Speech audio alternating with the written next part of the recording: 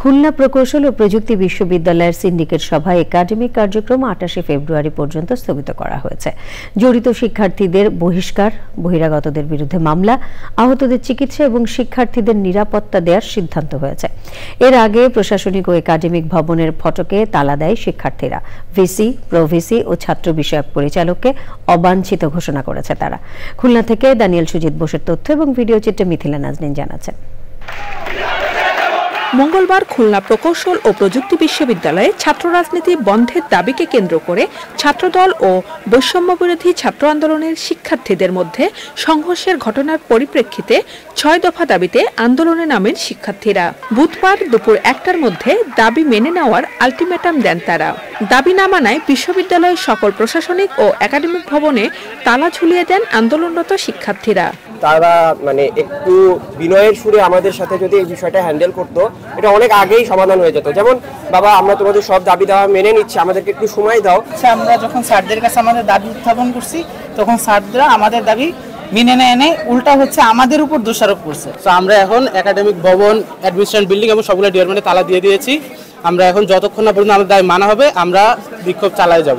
উদ্ভূত পরিস্থিতিতে সিন্ডিকেট সভার আয়োজন করে প্রশাসন।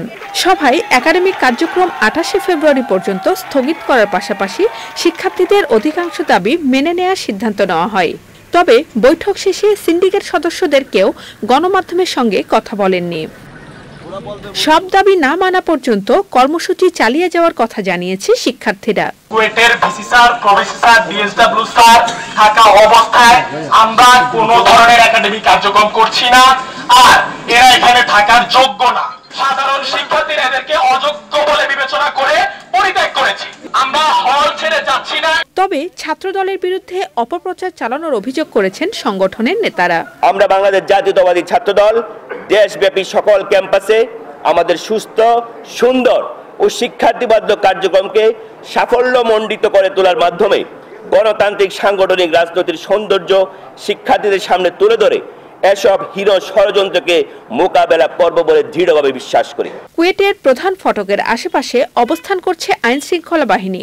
স্টুডেন্টদের সাথে কথা হয়েছে, তারা আশ্বস্ত করেছে যে তারা এমন কিছু করবে না যেটা পরিস্থিতিকে খারাপ দিকে নিয়ে যেতে পারে।